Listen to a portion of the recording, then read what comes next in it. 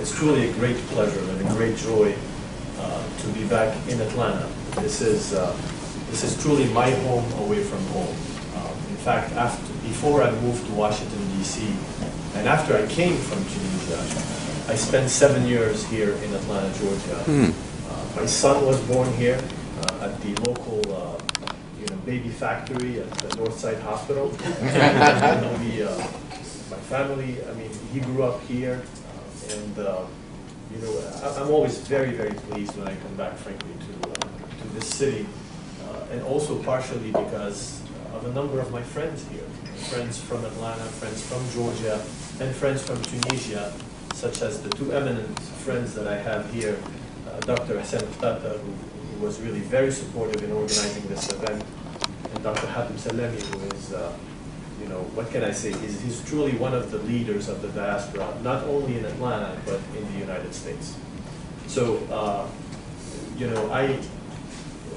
I'm here really to talk to you about, some of the economic opportunities and challenges that exist in Tunisia, especially in the context of the post sort of revolution Tunisia. And Mr. Ambassador was talking earlier about the enormous challenges that are facing Tunisia, obviously after the revolution. In fact, this morning I went and Googled Tunisia challenges, and I've gotten 40 million hits. Anywhere ranging from social challenges to economic challenges, political transition challenges, unemployment, everything. I also went and Googled U.S.-Tunisia opportunities, and I didn't get 40 million hits. In fact, I've gotten 96 million hits. And this goes a long way to tell you that there are a number of untapped opportunities in Tunisia, and they are really stemming from the fact that Tunisia has a unique value proposition to offer. It is able, I think, to provide a wise choice for investment for exporters, people who want to export their goods and their services, for also people who are looking for sort of a balance between skills and costs. Obviously, that's always something that everybody's looking for. And then the last point is really sort of this notion of a hub, Tunisia being a hub for expansions to other markets, other neighboring markets. And so let me elaborate a little bit on sort of these three aspects. And I know it's going to be a bit of repeating, to the video and to some of what has been said thus far. Mr. Ambassador has talked about sort of Tunisia's strong fundamentals. The educational system in Tunisia is probably the most important assets that we have in Tunisia. In fact, Tunisia is the most educated country in Africa and in the Arab world.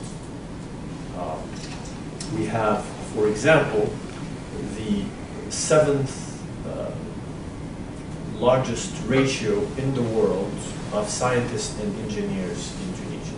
And just if you put it in context, in a 10 million people population, that is a huge accomplishment. Out of these scientists and engineers, there are actually 46% of them that are women. And that is due to the fact that women truly enjoy a very unique status in Tunisia compared to a number of the other countries in the region and in the Arab world.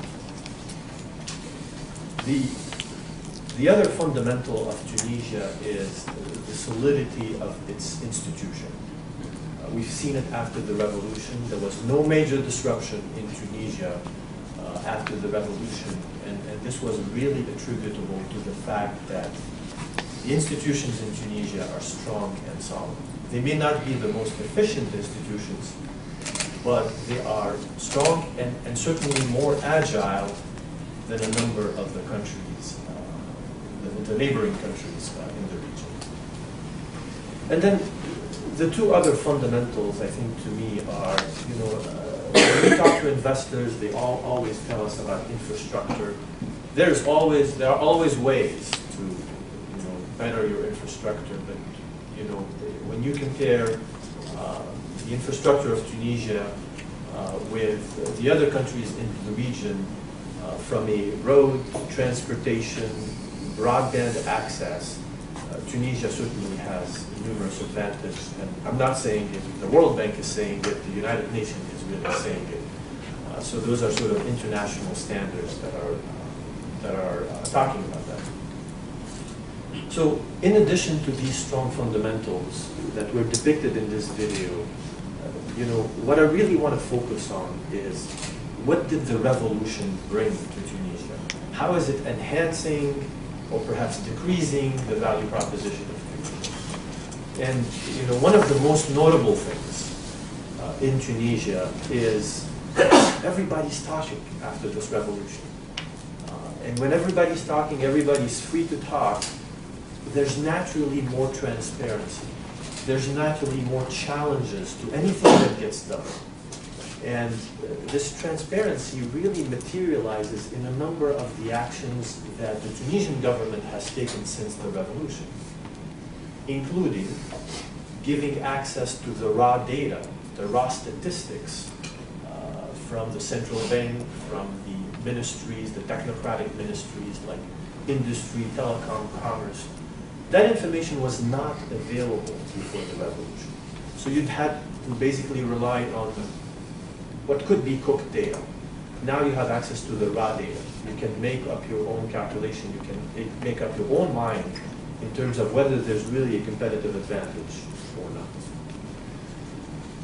The second thing is, I think there's been a set of measures and a set of plans since the revolutions around much needed regulatory reforms. There are a number of sectors that need to be restructured, including the finance sector, access to finance, the telecom sector, the competitions and sort of regulation around the telecom sector. And these are measures that have been undertaken because the state has realized very quickly that if it didn't modify its legal framework, that it wouldn't have sort of the necessary ingredients to attract foreign direct investment. And then the third visible measure in my mind is the existence in the ground of thousands, and I say thousands, of NGOs that are there to really provide those checks and balances, to make sure that everything is monitored, to make sure that they challenge everything that doesn't sound right. A lot of people sort of think about, Tunisia had 115 parties, before the election in October 23rd, but they don't realize that there's also thousands of NGOs that have been created after the revolution. This is completely new to our country. And this is also a guarantee for what Mr. Ambassador was talking about around transparency and rule of law application. And then finally, let me talk about sort of this notion of a hub for the region. Tunisia is certainly geostrategically located, but when you go to the region, and I'm sure a number of you have been there, everybody claims that they are the hub. The Turkish, our friends the Turkish say they are the hub. The Moroccans, they say they are the hub. The Egyptians say they're the hub. So why Tunisia? Why do we think that Tunisia could constitute that hub? Well, it's really not so much about sort of these international rankings that you see around doing business, ease of doing business, etc. That, by the way, has consistently put Tunisia ahead of a number of the competitors in the region. It's not so much that. It's really when you dig down into the overall cost structure to set up business in Tunisia, when you dig down into the easiness of setting up business in Tunisia, you really clearly see some differentiators. Those, are obviously, we can have further discussions depending on the sectors, but the cost of hiring people, the cost of real estate is, very favorable in Tunisia. The second point around being the hub is having access to other markets. And Mr. Ambassador talked about the existence of trade agreements with the European Union, with Turkey, with Egypt, with Morocco, with a number of other countries. And when comparing to our neighboring competitors, there is clearly a more comprehensive set of trade agreements that Tunisia has, because it's frankly a country that has traditionally been a politically neutral country. It's not a country that's been in the business of sort of, it's a small country that relies on itself, that's more agile, and that really has been trying to trade with everybody. We Tunisians are descendants of the Phoenicians. The Phoenicians were known for their trade, and we've, throughout the civilizations that went through Tunisia, there's really sort of that Phoenician, blood that remained in our genes, basically. So. And then the last point about sort of this notion of a hub is Libya. A lot of U.S. businesses, a lot of U.S. companies, everybody in the world, frankly, not only the U.S., think of Libya as the next El Dorado. The question is, where are they going to get the resources to do business in Libya? And that answer could very well be Tunisia, because Tunisia has obviously strong relationships with Libya. It's our neighbor. We have indications that Tunisia will have priority in conducting business in Libya because of the generosity of the Tunisian people when the Libyan people needed them the most during their revolution. And so that's something also. So, all in all, I think Tunisia has a great deal to offer. We, as a diaspora association, trying to increase economic cooperation, trying to sort of talk about Tunisia's value proposition, we are here to help you, basically. I mean, we are a diaspora group. There are obviously other diaspora associations out there, not as good as ours, happily said, but we are all, I think, very motivated to support anyone who really needs information about Tunisia.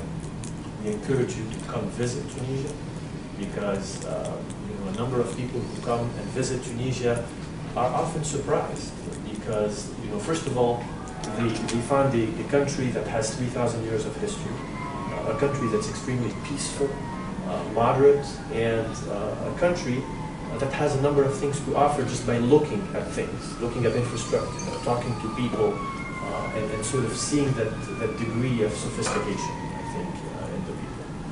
So thank you for really being here, and thank you for giving us this opportunity to present Tunisia. And hopefully next time I do a Google search on U.S.-Tunisia relationship, your name or the name of your company will be in there. And it may reach perhaps, 200 million hits next time we check. Thank you very much.